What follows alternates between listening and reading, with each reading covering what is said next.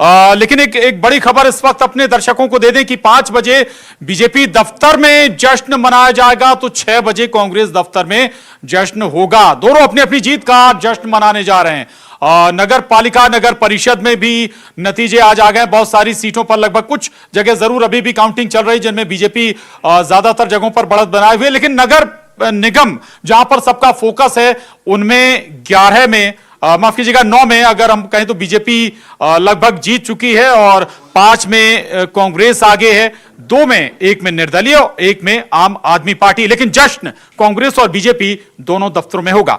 हितेश वाजपेयी जी, भूपेंद्र जी एक बात कह रहे हैं कि ये स्पष्ट मैंडेट है अगेंस्ट बीजेपी के, अब चाहे सीट कांग्रेस के खाते में गई हो दूसरी या फिर किसी और के।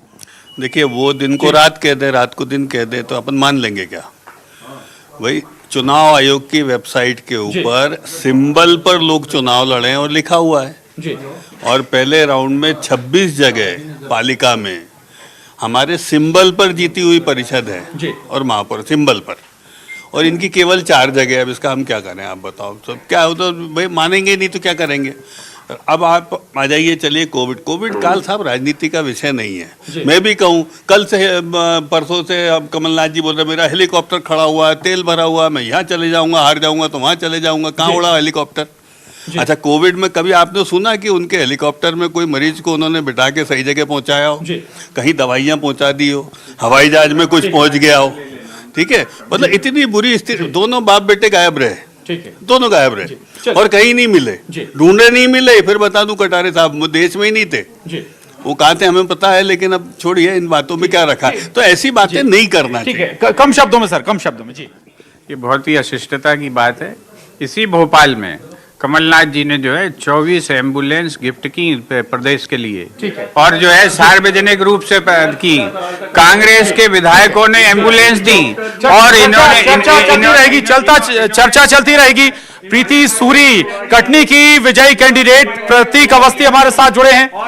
प्रतीक, क्या रिएक्शन है प्रीति सूरी का इस जीत के बाद? प्रतीक जी। तो कहीं ना कहीं कटनी में एक बार फिर इतिहास दोहराया है और एक दफा फिर से निर्दलीय महापौर शहर को मिला। इस वक्त हमारे साथ प्रीति सूरी जो कि हाल ही में जीती है महापौर पद पर, वो जुड़ी हुई हैं। प्रीति जी हमारे साथ हैं। प्रीति, बहुत बहुत शुभकामनाएं आपको। और वाकई अंगूठी का जादू कहीं ना कहीं चल गया, हम देख रहे थे, ये बात पूरी कटनी में दौड़ रही थी, क्या कहेंगी?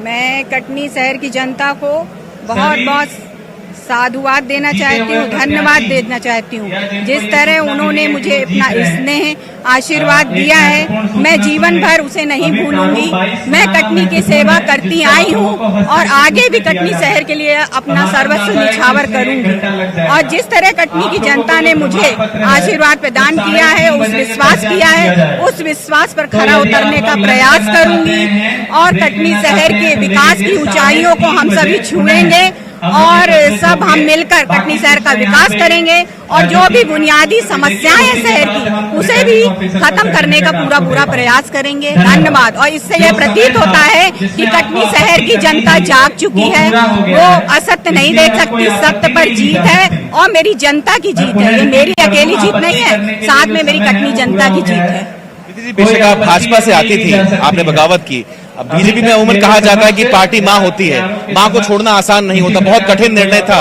आगे किस प्रकार से कदम आगे बढ़ाएंगी आप? चूंकि सरकार में बहुमत पार्षद का भाजपा का है, नगर सरकार चलाने में कठिनाइयां क्या लगता है? अभी तो मैंने ऐसा कुछ भी नहीं सोचा है, जो जनता के हित में होगा उसे करूंगी। और पहली बात तो भाजपा ने मुझे 6 साल के लिए निष्कासित किया हुआ है, तो इतनी बड़ी राजनीतिक पार्टी मुझे क्यों सम्मिलित करने आएगी? जी, बेशक 2 शब्द मैं आपसे भी लेना चाहूंगा। आप भी कहीं ना कहीं कंधे से कंधा मिला के साथ में थे और बेशक आज ऐतिहासिक जीत कटनी में हुई है, क्या कहेंगे?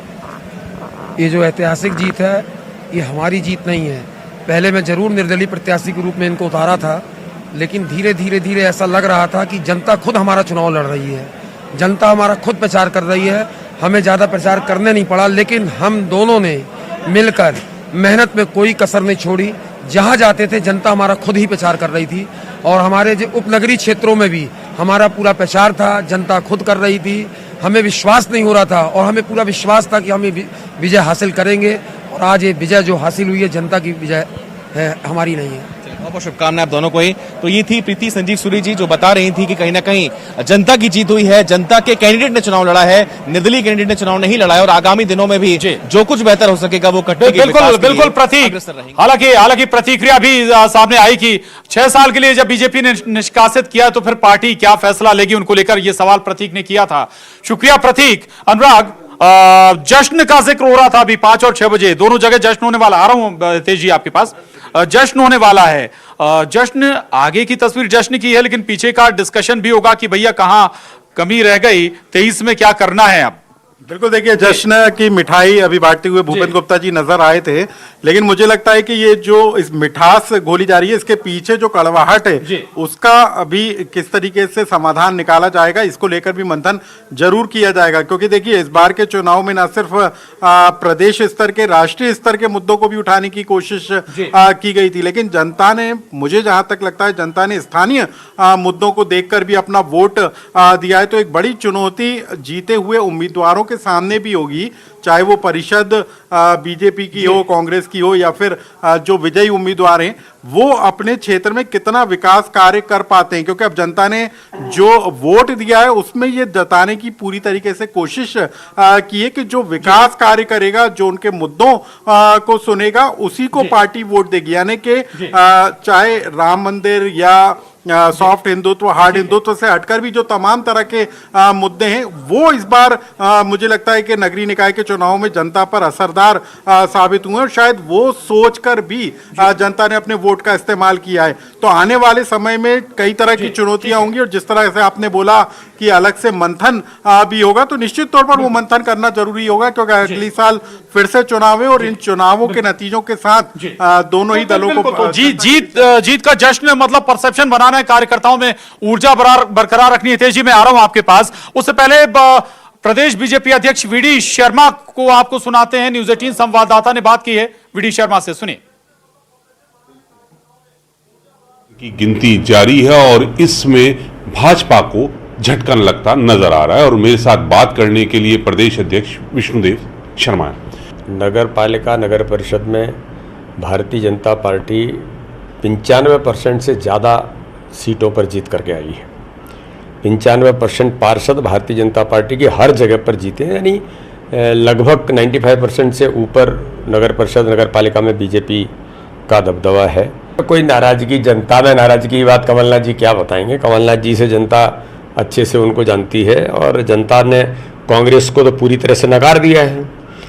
अब परिस्थिति बस कहीं कुछ वो जीत करके आ जाएं तो ये कोई उसको बहुत वो मानने की जरूरत है, माने बहुत अच्छी बात है, लेकिन भारतीय जनता पार्टी के प्रति जनता का इतना अपार समर्थन कैसे मिल रहा है। मैं देखता हूं कि जहां पर भाजपा निकाय का चुनाव नगर निगम हारी, वहां पार्षद भाजपा के प्रचंड बहुमत से जीत कर गए हैं। आज भी यही दिखाई दे रहा है, जहां हम थोड़ा लूज कर रहे हैं लेकिन वहां पार्षद बहुमत के साथ जीत करके आ रहे हैं। तो जनता भाजपा के साथ, ऐसा नहीं है कि जनता कोई भाजपा के साथ नहीं है, भाजपा के साथ नहीं खड़ी है। भारतीय जनता पार्टी को जनता ने ऐतिहासिक बहुमत दिया है, नीचे भी दिया है और नगर निगम में भी दिया है।